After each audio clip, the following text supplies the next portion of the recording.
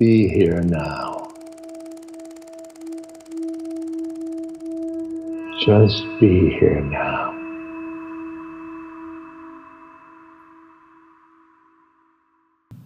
And as a very simple experiment to experience that for yourselves, just now sit and close your eyes for a moment and see if you can tell whether you're a man or a woman. Try it. Sit with your eyes closed and see if you can experience it.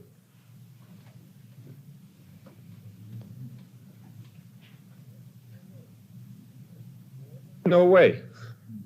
All one can feel are sensations in the body, or some feeling of position. Man or woman is a concept which derives from seeing color in a certain form, in a certain shape. It is not expressive of an ultimate reality. Very interesting to give up that concept.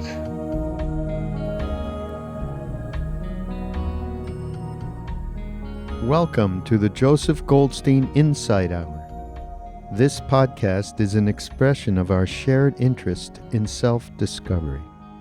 Join Joseph as he shares his deep knowledge of the path of mindfulness. If you are interested in supporting this podcast, please go to BeHereNowNetwork.com/Joseph.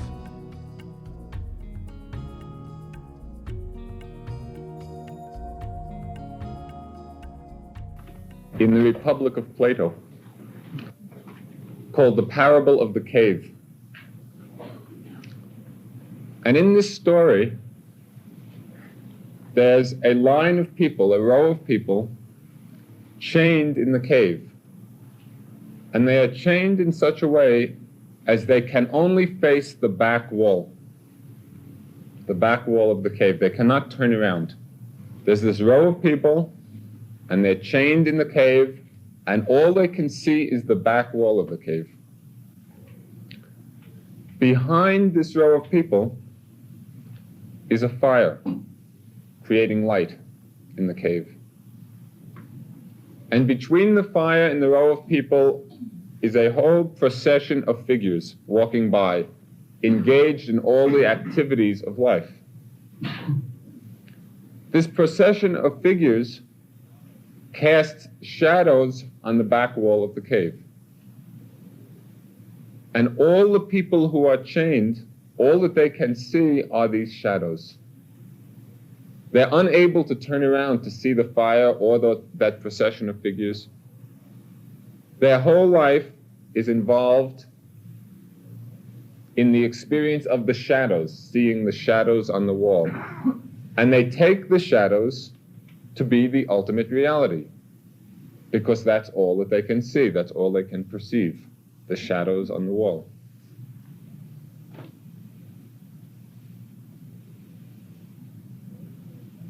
With very great effort, it might happen that one time or another, one or several of these chained people manages to free themselves a bit and turn around and see the fire and the procession of figures, and then begin to understand that the shadows are not the ultimate reality at all, but merely the effect of that fire and the walking figures. And with even greater effort, it's possible he may be able to free himself from the chains entirely and walk outside of the cave, leave the cave completely into the sunlight. We are very much in the same predicament as those people who are chained in the cave, able to see only shadows. Mostly we live in a world of shadow. That is to say, we live in a world of concept. And we take the concept to be the ultimate reality, whereas in fact, they are only shadows of reality. To give you some idea of the strength of the conditioning which chains us to these concepts, we'll go through a few of the very strong ones which so very condition our lives. A very common concept which most people share is concept of place. Things like countries, states, cities. These are all concepts, mental constructs. There's no boundary on the earth. There's no sign on the earth which says this is America and this is Canada, or that's Russia and that's China. Concepts of countries are purely the product of mind. They don't express any ultimate reality. But people very much take them to be real, very real. And a lot of activity in the world, in politics, in economics, is based on this concept of country, this concept of place as being a reality.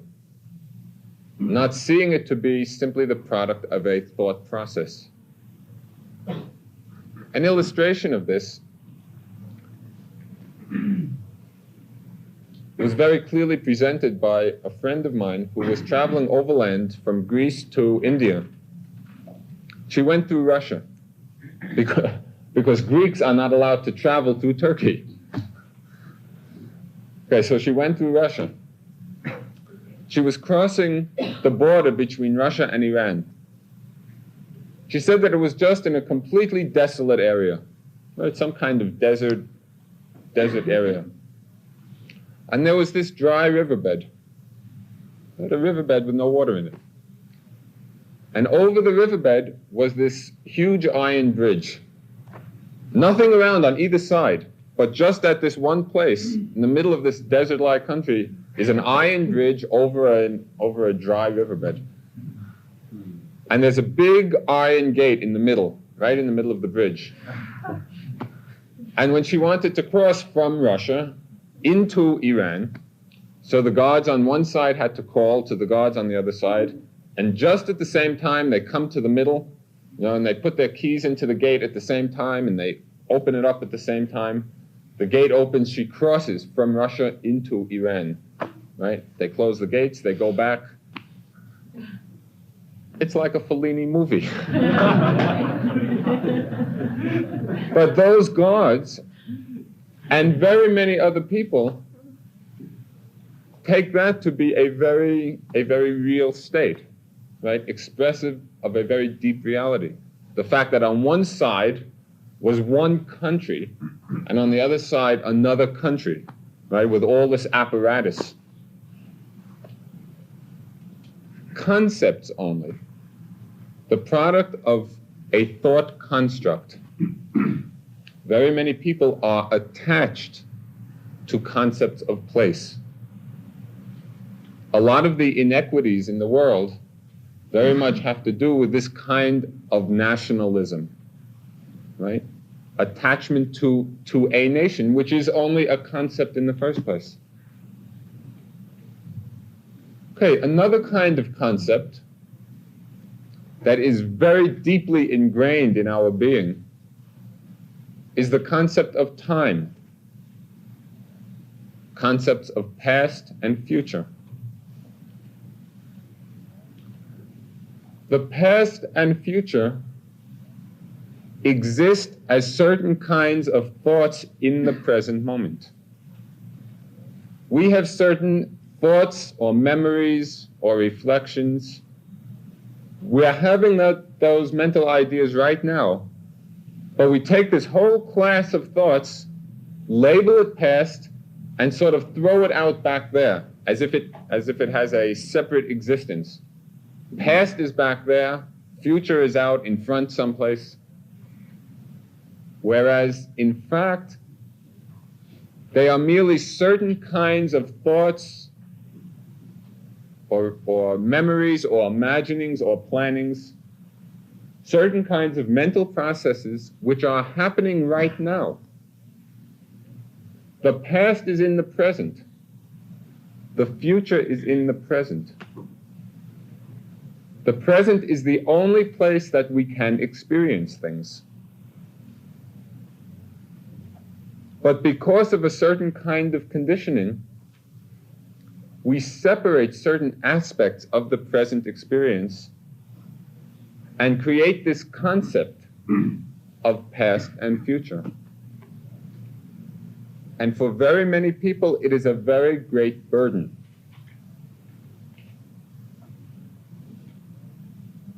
Always worrying about what one has done, or living in past memories, or anticipating the future, being anxious about what is to happen. Not seeing those very states of mind as happening now, but projecting them onto some concept which we have externalized, which we have thrown out of the present moment and take to be reality. It's a very great burden and very, very freeing when we begin to experience all these different states of mind, all these different thoughts, all the memories and imaginings and plannings and anxieties and hopes. It is very freeing when we can experience them as happening in the present moment.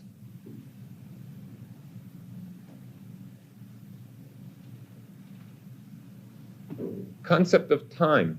It's a very strongly ingrained concept with which we live.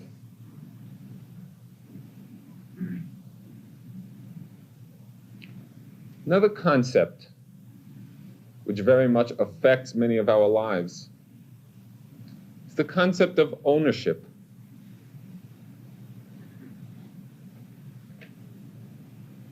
There is a relationship between ourselves and various objects in the world. But in ultimate reality, the nature of that relationship does not at all involve ownership.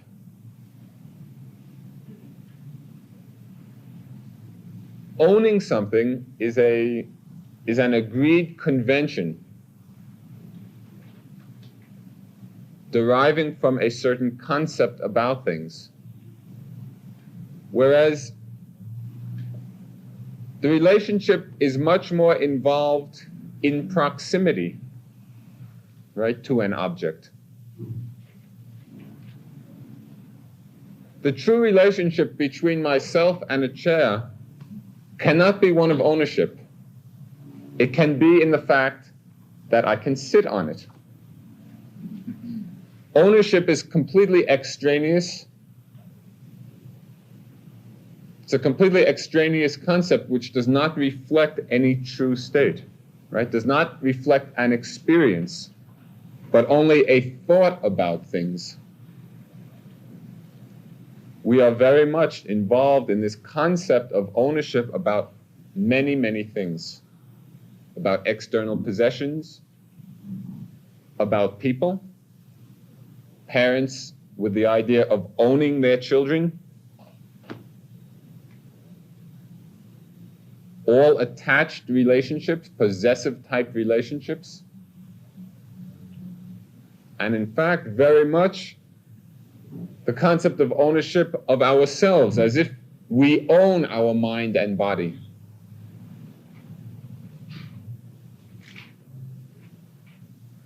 That concept does not reflect any actual experience at all.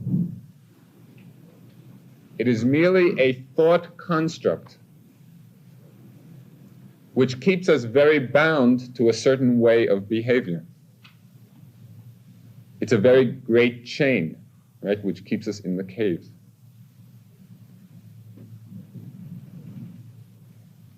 Another concept which may be a bit surprising is that of man and woman. Man and woman are concepts. And as a very simple experiment to experience that for yourselves, just now sit and close your eyes for a moment and see if you can tell whether you're a man or a woman. Try it. Sit with your eyes closed and see if you can you can experience it.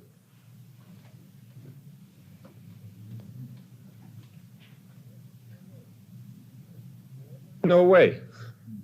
All one can feel are sensations in the body, or some feeling of position. Man or woman is a concept which derives from seeing color in a certain form, in a certain shape. It is not expressive of an ultimate reality. Very interesting to give up that concept. And that is a pointer to the most fundamental concept of all, which is primarily responsible for our being bound to this wheel of samsara, of life and death. And that is the concept of self, of I, of me or mine. Self does not exist. There is no such entity which we can point to and say, this is the self. It is merely a concept. The product of a certain thought process which does not reflect any real state at all. But all of our lives we go driven by this thought of I and self, which implies automatically an other, I and other, duality, distinction, separation, division, all based on a concept rather than on a real state. The I, the self, is not something that has to be gotten rid of or suppressed or done away with or beaten down because it does not exist. All that we have to do is to stop creating that concept moment to moment.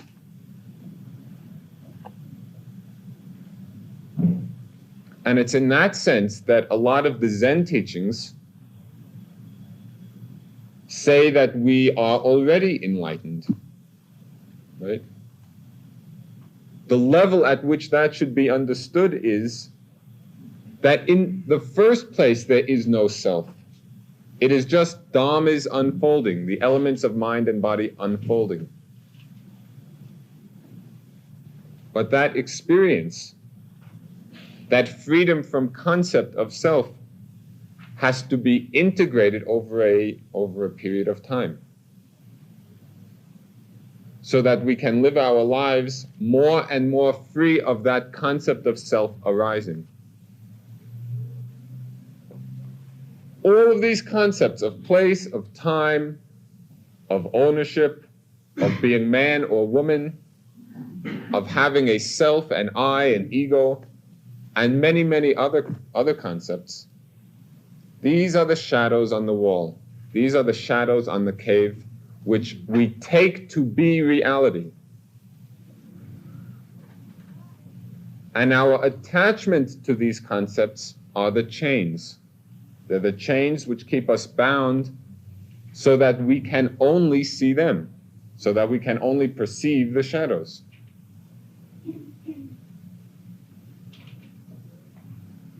Concepts are very interesting. It's a very interesting phenomenon.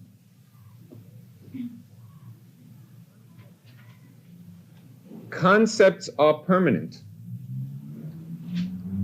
in the sense that today I'm a man, and yesterday I was a man, and tomorrow I'll be a man. The concept of man remains. The reality behind it is an ever-changing flow, a flux, a very impermanent state. But because we are chained, because we are attached to the world of concept, we take things to be permanent. Whereas it is only the concept which is permanent, not the reality underneath. And because of the illusion of permanence, we fail to see the true nature of our mind and bodies.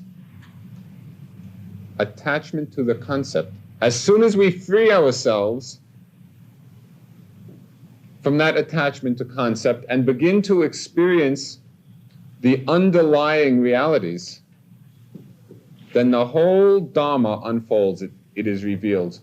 We begin to experience everything as being in flow, in flux, which in turn loosens, breaks our attachment even more. So we free ourselves to a greater and greater extent from those chains which keep us bound in the cave, which keep us bound to the back wall of shadow. Okay, those are the kinds of examples of concepts which are very strongly ingrained in us. What are the ultimate realities which underlie these concepts, which are the cause of the concepts arising? There are four ultimate realities. The first are the elements of matter, the material elements. And traditionally, they are expressed as the earth, air, fire, water elements. The earth element meaning the element of extension, which manifests as hardness or softness. When we touch the floor, what's happening is an experience of hardness. There is no such thing as floor. Floor is a concept. The fact of the experience is hardness, right? When the hand comes into contact. Hardness is a manifestation of the earth element. Hardness, softness, when we feel pain or aches or stiffness or tension in the body, it's a predominance of this earth element.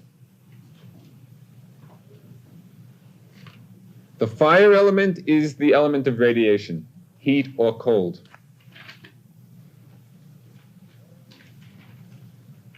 The air element is the element of vibration or movement.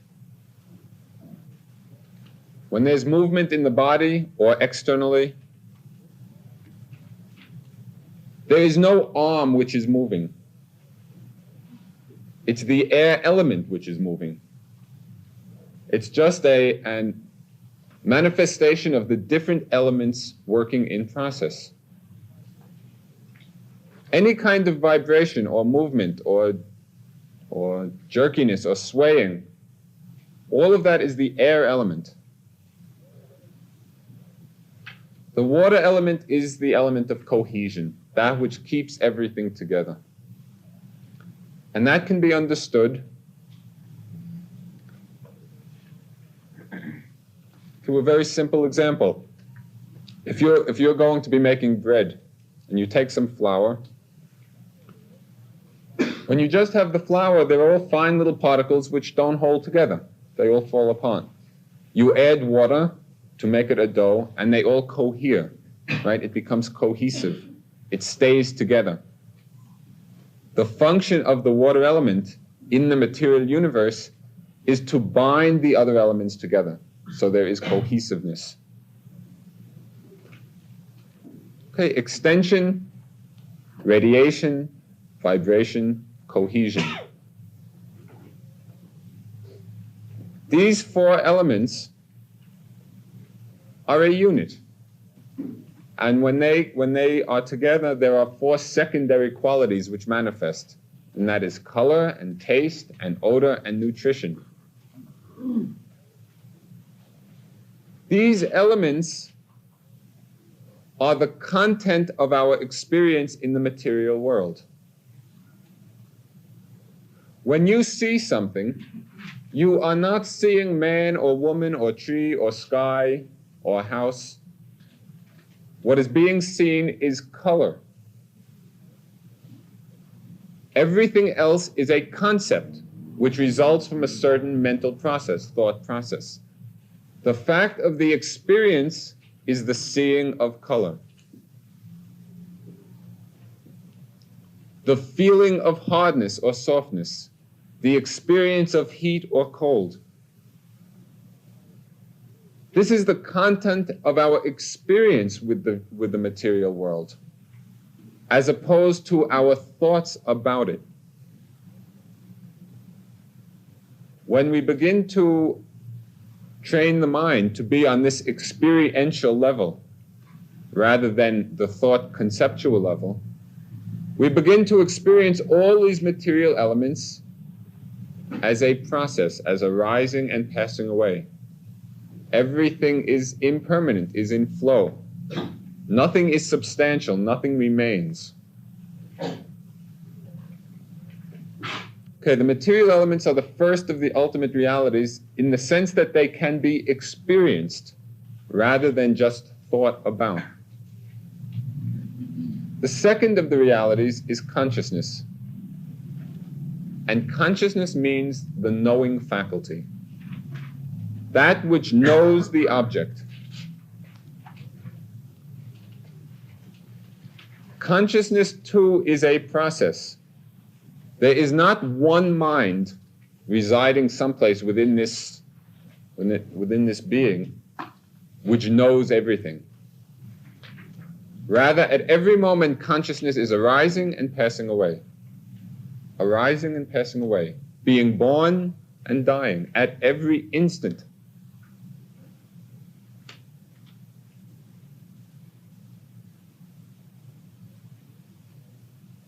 Consciousness merely knows the object. There are 6 classes of consciousness corresponding to the 6 classes of objects in the universe. And that is seeing consciousness, and hearing consciousness, and tasting, smelling, touching consciousness, and consciousness of mental states, ideas, thoughts. That's all. That covers the entire universe. There is nothing apart from those things.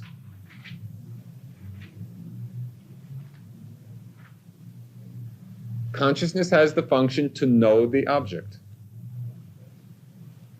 Consciousness by itself is pure. There's no defilement in the knowing faculty. It is in process. Consciousness is not self, it's not I, it's not mine. It's an impermanent, impersonal process going on. Okay, the elements of matter, consciousness. The third ultimate reality are a whole group of mental qualities which are called mental factors. And it's this group of mental factors which determine how the consciousness relates to the object.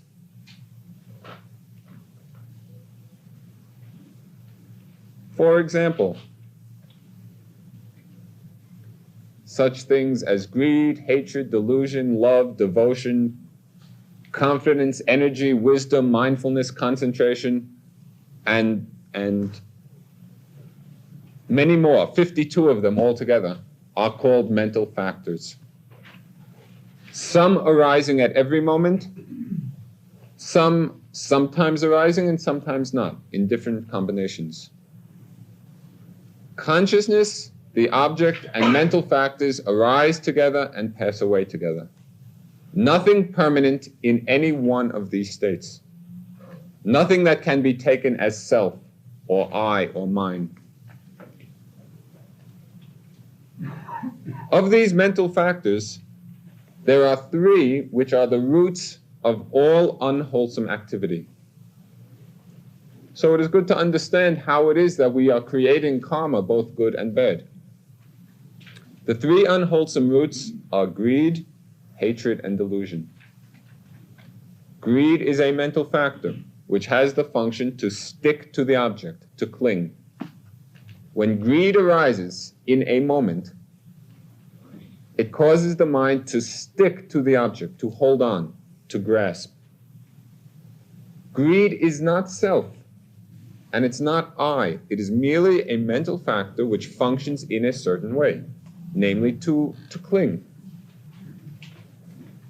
Hatred is a mental factor which has the nature to condemn, right? To push away, to want to get rid of the object.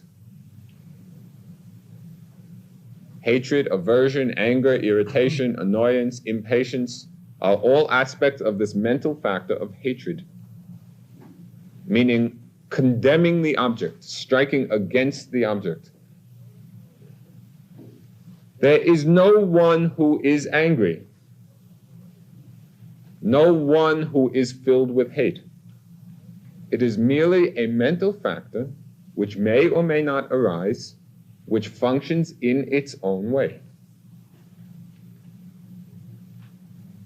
Greed, hatred, delusion. Delusion is a mental factor which functions as a great cloud in the mind, right? Cannot see things clearly, very forgetful of the object. It's like darkness in a room. When you come into a room that's full of darkness, you can't see anything. You stumble over all the objects. Delusion is darkness in the mind. Delusion also is not I and not mine and not self. It is an impersonal mental factor arising and passing away moment to moment.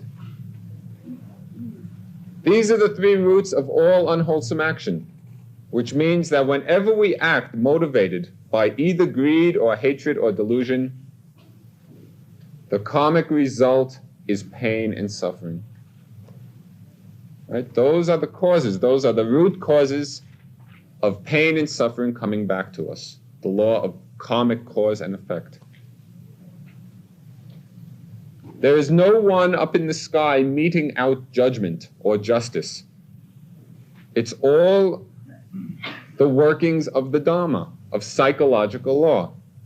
When there's greed in the mind, it brings back a certain result. When there's hatred or delusion, it brings back a certain result. An impersonal law working. There is one other unwholesome factor of mind, which is very interesting in that it is the primary cause of the concept of self arising. And that is the factor called wrong view. Wrong view. And the function of wrong view is precisely to identify with various aspects of the process. It identifies either with the mind or with the body or with external things, taking them to be self. That is the functioning of this factor. And because wrong view is present in the mind, the concept of self or of I arises. Wrong view is itself just an impermanent mental factor. Wrong view is not self, and it's not I, and it's not mine. But when it's present, it causes that concept to arise. And very much of the meditative practice is to train the mind to cultivate those mental factors which cannot coexist with wrong view, so that moment to moment we are free of that identifying process. And in that way, moment to moment, free of self, free of I, free of ego. Okay, greed, hatred, delusion, wrong view, all of these are unwholesome factors. There are wholesome ones, namely non-greed, non-hatred, non-delusion. Non-greed means letting go, generosity, not holding on, non-clinging. Non-hatred is not condemning, loving, friendliness.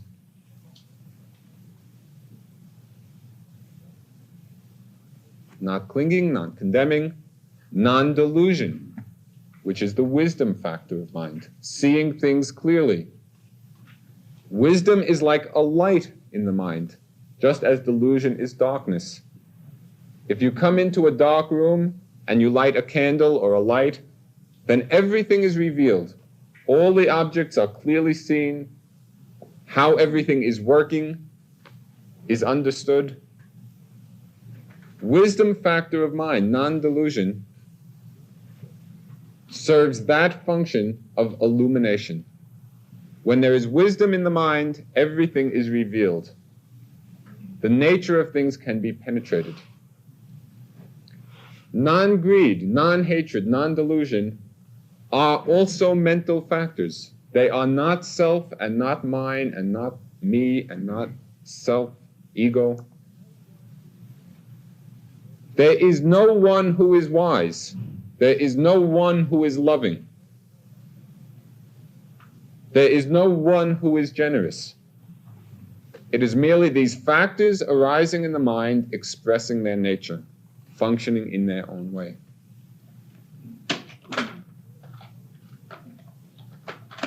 There is one class of factors which are called common mental factors, which means that they arise in every moment of consciousness. Every single moment, these seven mental factors are always present. And one of them is extremely important to understand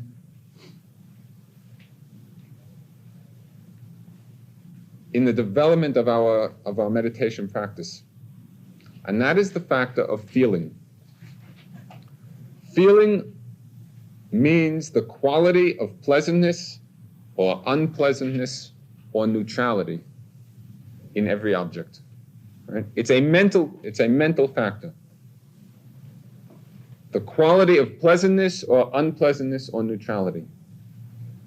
It is arising at every single moment. At every moment there is one of these three kinds of feelings. Why is it so important?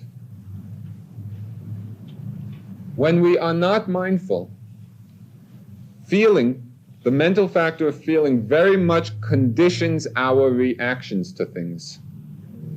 When there is pleasant feeling, we are conditioned to cling. We want more, we enjoy it. We grasp at the pleasantness, at the pleasure. Pleasant feeling conditions grasping. Unpleasant feeling conditions condemning. When there's pain in the body or unpleasant situations or unpleasant states, when we're not mindful, we condemn it, which is hatred or aversion in the mind. When there's neutral feeling, neither pleasant nor unpleasant, because it's a very subtle kind of feeling, it conditions delusion, being unaware of it, forgetfulness.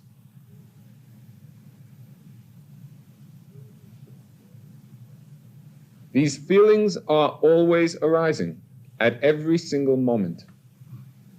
When we are not mindful, we get caught in this reactive wheel which keeps us bound. The reactions of clinging, condemning, forgetting. But feeling also is impermanent and not self. And if we train our minds in mindfulness, in awareness, feeling arises, and we're simply aware, oh, pleasant, pleasant, pleasant. Staying mindful of that pleasant feeling, of the impermanence of it, so we don't get involved in clinging. When unpleasant feeling arises and we're mindful, we simply observe the flow of unpleasantness. Oh, paining, paining, paining. Not condemning it, not having aversion towards it, merely observing that impermanent flow. Mindfulness breaks the chain of reaction to these feelings. And so it becomes very important to cultivate mindfulness with these feelings as the object, this quality of pleasantness or unpleasantness. So we no longer are involved in this incessant clinging and condemning, that imbalance of mind.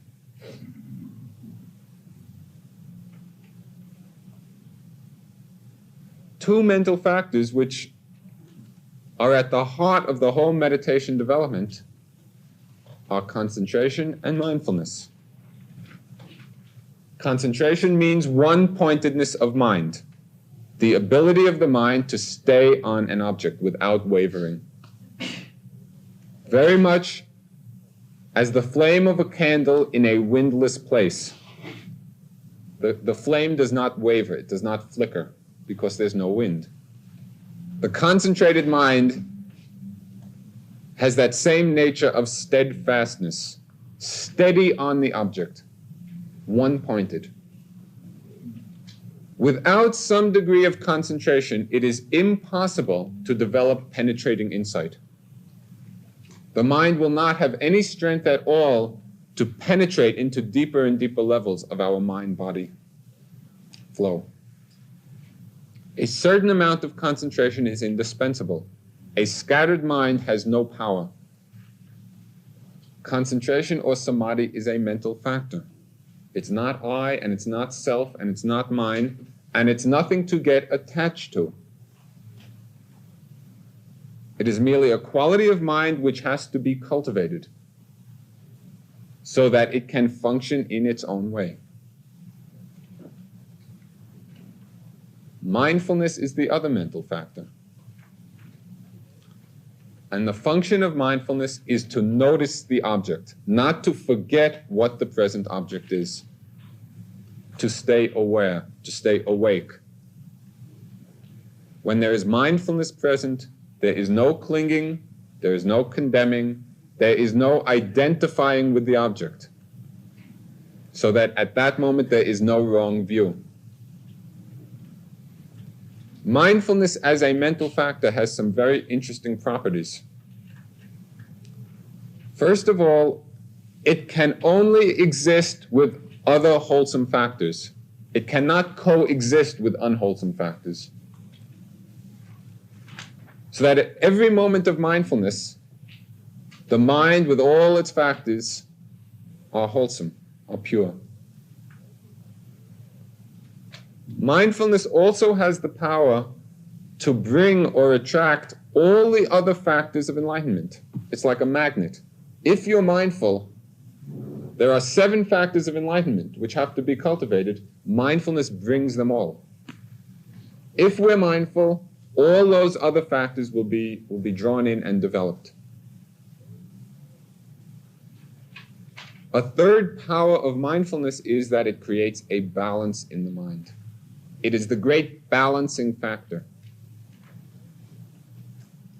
Without mindfulness, it is very easy to become extreme in the development of one or other of the wholesome factors.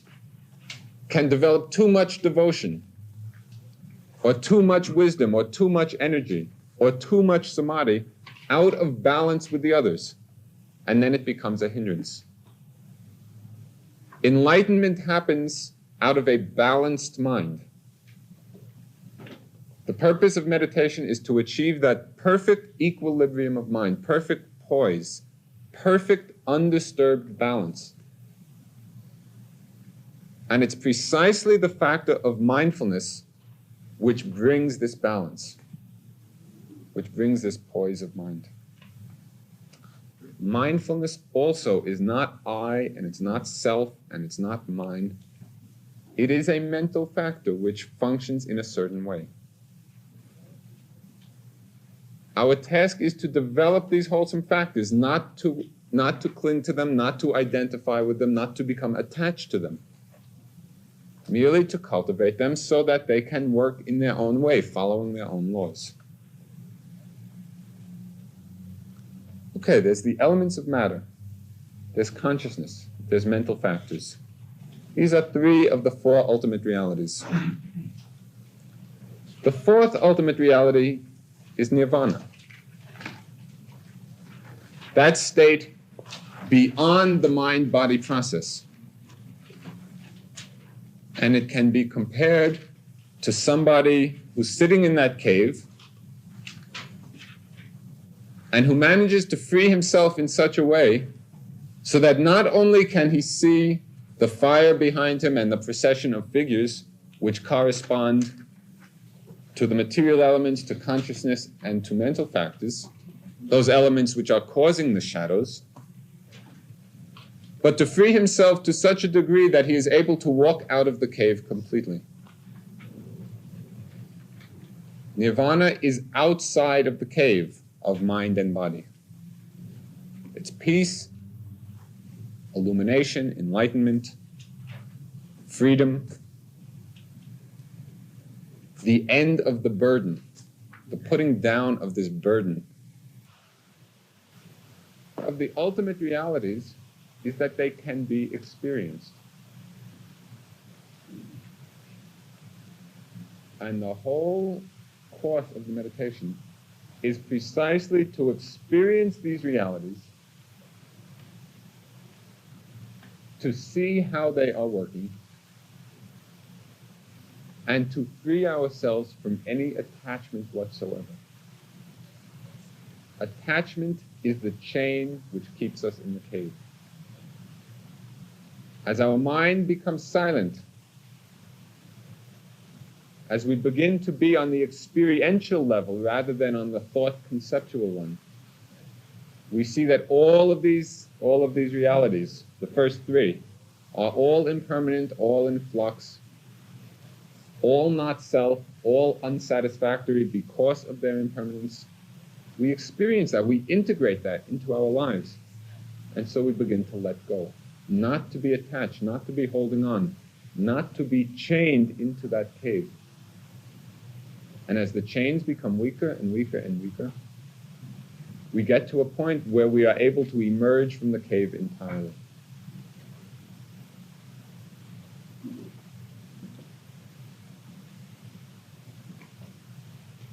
The direction that we're facing as we cultivate awareness of mindfulness is precisely towards the light outside of the cave, towards enlightenment, towards freedom.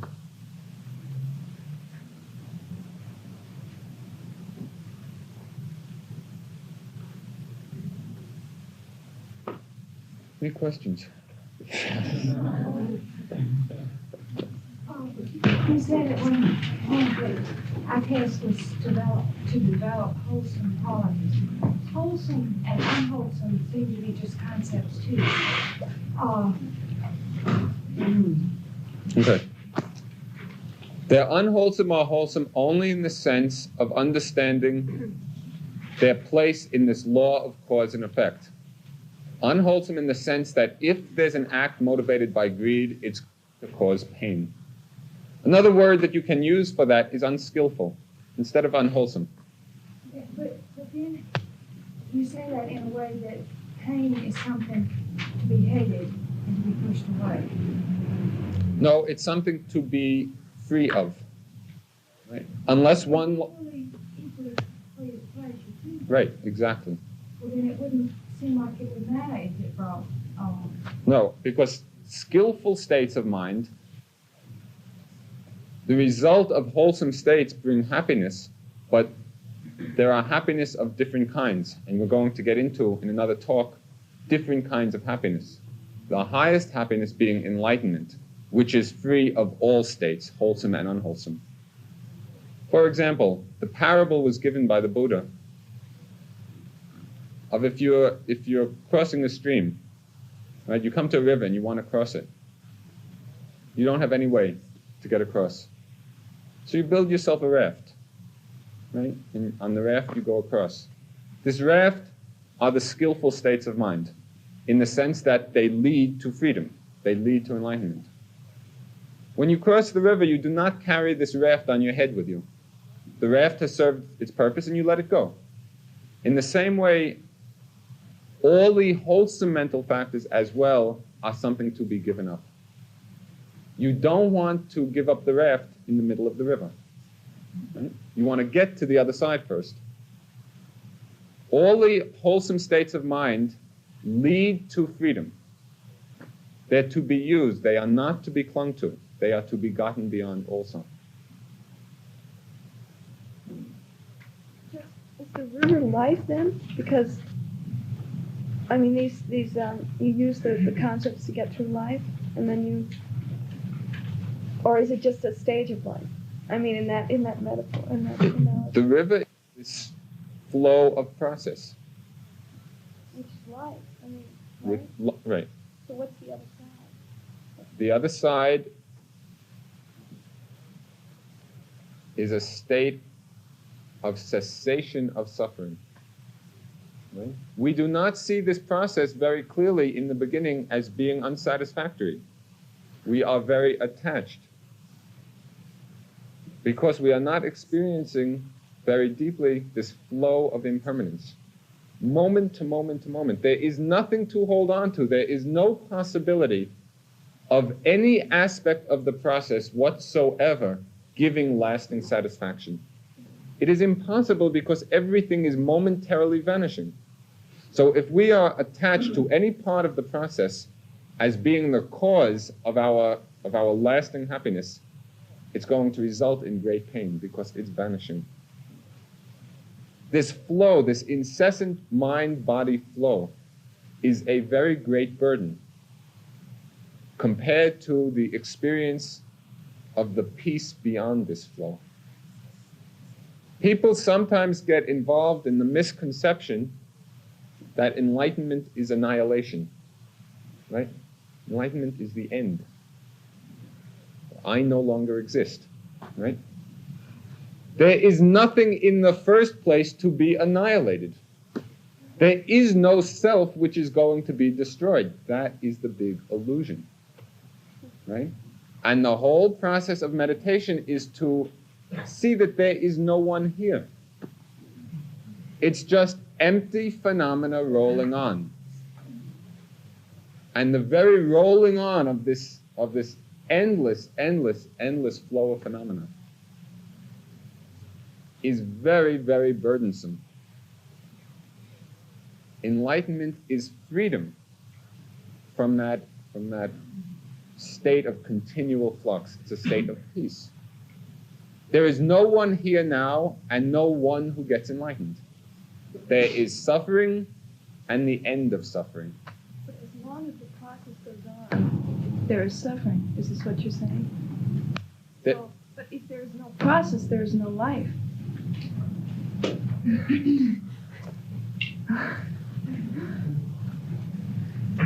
So what? Life.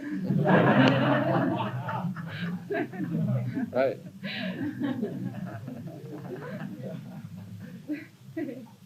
Life is a very tricky concept. You know, that's one of the shadows on the wall, right? And there's a whole connotative aspect to life and to living to which we are very attached. All that there is this process of mind and body arising and passing away moment to moment, living and dying in the moment. There is no continuity to life, nothing which goes on living throughout, right? It's this momentary arising and vanishing. We are being born and dying at every moment. When it is seen clearly, it is seen as a very unsatisfactory state, right? Because it's so empty, there is nothing there, it's insubstantial. It's like foam or bubbles on water. As soon as you try to grasp it, it vanishes. There is no one behind the flow. There is no one who's experiencing it. All that there is this flow. But it's only unsatisfactory if you're asking for permanence. You're asking for duration. It can be the unsatisfactory nature of it.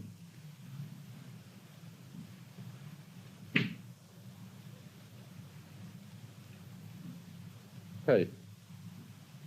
Part of the meditation experience is to experience fully how this flow is happening, right? How the arising and passing away of consciousness and object, moment to moment, coming into being and vanishing. And you go through different stages with different perspectives on this flow, right? And sometimes you get great clarity and tremendous mindfulness and samadhi, and it's a tremendous happiness, a very great happiness. As you proceed with your mindfulness, just with noticing it, keeping on noticing the flow, you go through that stage where the perspective on this flow, you see the inherent fearfulness and misery and suffering inherent in the fact of impermanence. That's another perspective, right? This is what's experienced. It's not thought about, right? It's not, oh, I'm going to experience it as painful now. It's not that at all. This is what happens. Out of that, you go through that period of experiencing things as very fearful, very, very full of suffering. You get to a place of equanimity. Right? You have integrated both that clarity and the fearfulness. And so the mind is just balanced, just watching it, not clinging, not condemning. Out of that place of balance comes enlightenment, comes freedom. And when you have the perspective of that moment of nirvana, of cessation, you then have the perspective with which to properly see what this flow is about, right? Because you've experienced something beyond it. And the example is given of people living in a very poor country. Very little water, very little vegetation, a lot of hardship, a lot of struggling. It's the only place they know. So they take it to be beautiful and wonderful. And it happens that perhaps one or several of them go to another land which is very lush, very abundant. And then when they look back upon where they came from, they see it as it was, right? In the same way, when someone has experienced this state of peace, right? They then have the perspective to see what's involved in this state of flux and impermanence. In comparison to the peace, in comparison to the freedom, this is a very unsatisfactory state. But all of this is not, you don't have to believe it, you don't even have to think about it, right? It's just to experience in oneself what is happening already and let the Dharma unfold by itself, right? Don't lay any concepts or projections about how we would like to see things, right? Just to observe things as they are, and then the whole Dharma will be revealed.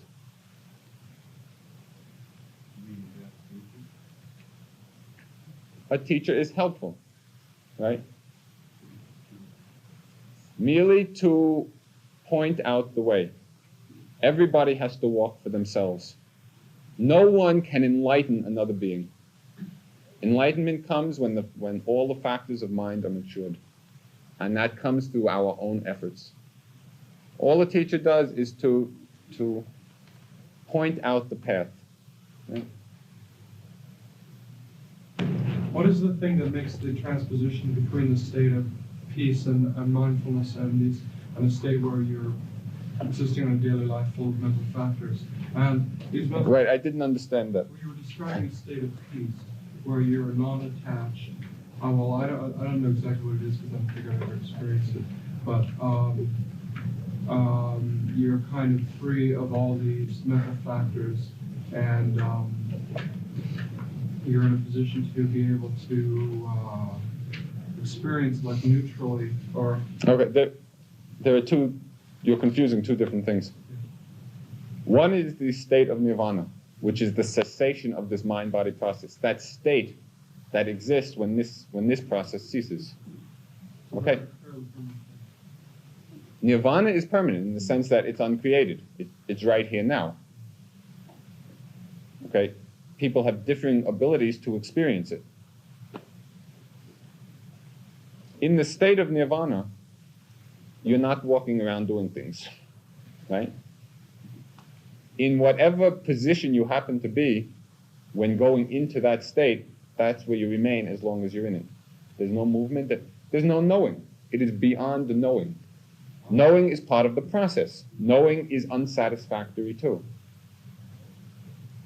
We are prisoners of knowing, right? There's no way to escape that, except in this state beyond the mind-body process. So in that state of nirvana, there's no walking, talking, eating. That's not what's happening. The result of that experience, and even the result of the meditation before the experience, as one develops a balanced mind, is that we can get into a place of very great equanimity, right? This is not nirvana, but it's a very balanced mind which leads to that experience of nirvana. And so we can deal very beautifully, very harmoniously in the world with a very balanced mind. Not clinging, not condemning, not identifying with things, but just flowing very smoothly. That's when the skillful mental factors are present. Sub-mental factors are just mental factors. No, consciousness is only the knowing faculty. Mental factors, consciousness, and object are arising simultaneously, right? We can be mindful, mindfulness being a mental factor. In other words, mindfulness is like a spotlight in the middle, right? It can be directed either towards the object, towards the knowing, towards consciousness itself, or towards other predominant mental factors. In other words, when there's anger in the mind, anger is a factor. It's a factor of mind. We can be mindful of anger, right?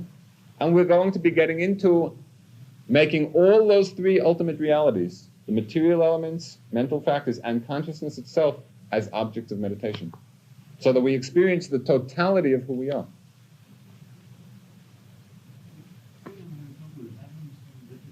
Nirvana and death. Okay. Because that's also the same mind-body process. No. Death is to be understood in two ways. First, death is happening at every moment, because consciousness and object are arising and vanishing. That moment has been born and died completely. Right? The moment that we call conventional death, right, where the body becomes a corpse, just as in life there is a continuity to this process, right? Dependent upon this moment arises the next moment. Conditioned by what is happening now will result in what is going to happen, what is going to arise. Nothing carried over, but a process of conditioned cause and effect. The moment of death, conventional death, conditions a whole new rebirth consciousness. There is no end with death. So, Right. so what happens in conventional ideas of death is the meditation itself is part of that process. With the body, Yeah. right? Part of that process. But actually the wheel of life goes on and on and on, which is why death is not the end of the process at all. It's very much part of the process. The process shouldn't happen with the cosmic view rather than the localized, which is what we learn in the framework of the Right. Except that this whole cosmic view can be experienced in the moment. When the mindfulness is very sharp, you see that the very same process that happens at the time of conventional death is happening moment to moment. That can be experienced. You know, when the frequency of noticing becomes so sharp that you're picking up moment to moment the arising and passing away. The total arising and total passing away, nothing carried over whatsoever. Right? That's when we begin to give up our attachment. You know? Does Nirvana have to do with realizing the circle and breaking away from the circle, getting out of the circle? Nirvana is itself the breaking out of the circle, but it does not come usually from thinking about it, right? It comes from achieving that balance of mind where the experience can happen.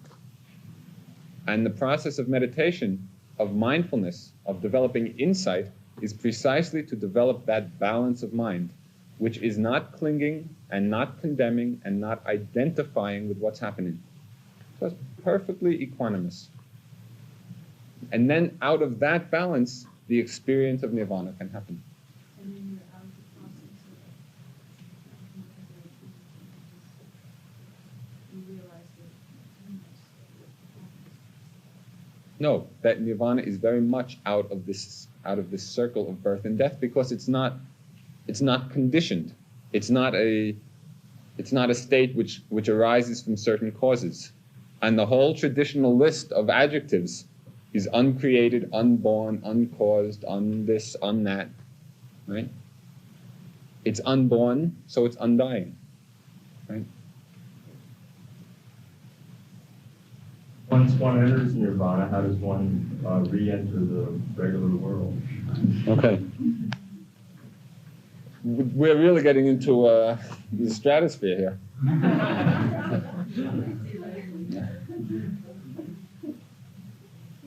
At first, the experience of nirvana is just momentary. In other words, you're just with this flow of arising and passing away, right, moment to moment. And in an instant, there's a moment of cessation. Just an instant. Right? The experience of that instant of cessation has a very powerful permanent effect on the subsequent flow, right? Because you've experienced what Trungpa was talking about last night as zero. Zero not being nothing, right? Zero is... In the Tibetan Book of the Great Liberation, there's a very powerful line. They call it the one mind. It's talking about the zero state. It is, but it doesn't exist. Okay? The experience of that zero, which is, although it does not exist, completely eradicates from the subsequent flow the concept of self or of I, because there has been the experience of zero, right? You've gone beyond. Because of that elimination of wrong view from the mind, from that point on, all the mental factors, all the processes of mind are directed towards a more and more complete enlightenment. Right? From that point on, you're destined towards full enlightenment. Just from that one instant. There are still other hindrances, other defilements of mind to be worked through. There's still greed, and there's still sense desire, and ill will, and desire to go to heaven, and restlessness. All those factors are still present. But they are no longer taken to be self, which is it's the root of our attachment to samsara. People with very good samadhi, who have had that experience of zero, of nirvana, can develop the ability to enter that state at will. Right? The re-entering of nirvana does not further remove defilement, but it's just the ability which comes from samadhi, from concentration. You have that experience and the removal of that defilement of wrong view, and again you walk the same path. You go through this whole process of mindful meditation, mindfulness, and you experience the second stage. You experience nirvana again, right? Removing other defilements. And in this way there are four paths. The completion of the fourth path, meaning the total eradication of all unwholesome states of mind. That's a fully enlightened being. When that person dies, right, it's called parinibbana. It means the fire has gone out and there's no feeding of it. There's no more putting new fuel on it. So that's nirvana.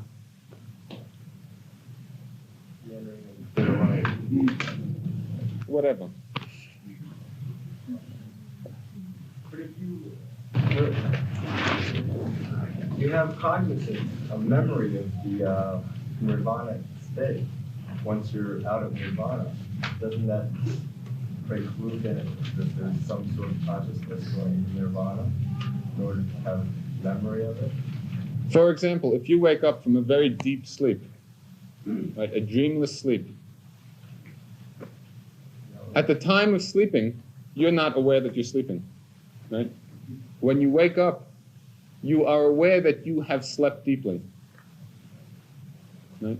And it's very much in the same way. In the experience of nirvana, there is no knowing. It's beyond the knowing process. And emerging from that, you know that something happened. You know. But everybody is capable of experiencing it. And now then all questions will be answered for oneself. You know. It's just walking on the path. There's a very clear path which leads to that experience. All we have to do is walk on it.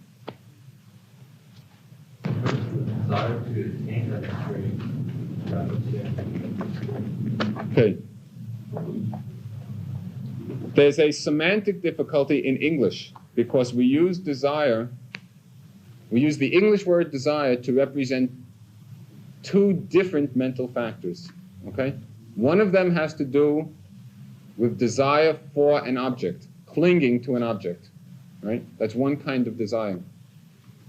The other mental factor, which in English is called desire, but does not involve that clinging, has been better translated as the urge to do something, or the motivation to do, right? That does not necessarily involve grasping at the object. And in fact, what we call desire for enlightenment is not at all the craving factor, but this motivation factor. You cannot possibly experience enlightenment by clinging to anything. The whole process involves letting go, right? So that craving kind of desire cannot be present in the mind. There can be in the beginning this identification with the effort factor, right? Effort is another mental factor. It's not I and it's not self. It's merely a factor of mind working in its own way. As the meditation develops, you will be able to observe the factor of effort as being not self, right? So the effort can be there without attachment. Just effort is there, all the wholesome factors are there, without any attachment to them whatsoever. Just letting them unfold. Effort becomes effortless. That's exactly what happens. I have a question about samadhi. Is it possible to have more than one object at a time? No. So then is concentration keeping one object for a longer time? Okay. There are two kinds of samadhi. One is when you give the mind a single object, right? Keeping the mind, for example, on a light or a mantra or a sound or any single object, right? Developing one-pointedness on that one object. That leads to very high levels of samadhi, of trance states, right? Very great power of mind. The kind of samadhi that we are developing is called momentary samadhi. And that is a very highly concentrated mind on the flow of objects. Each moment is a different object, right? But at each moment, highly concentrated. That's called momentary samadhi, or momentary concentration.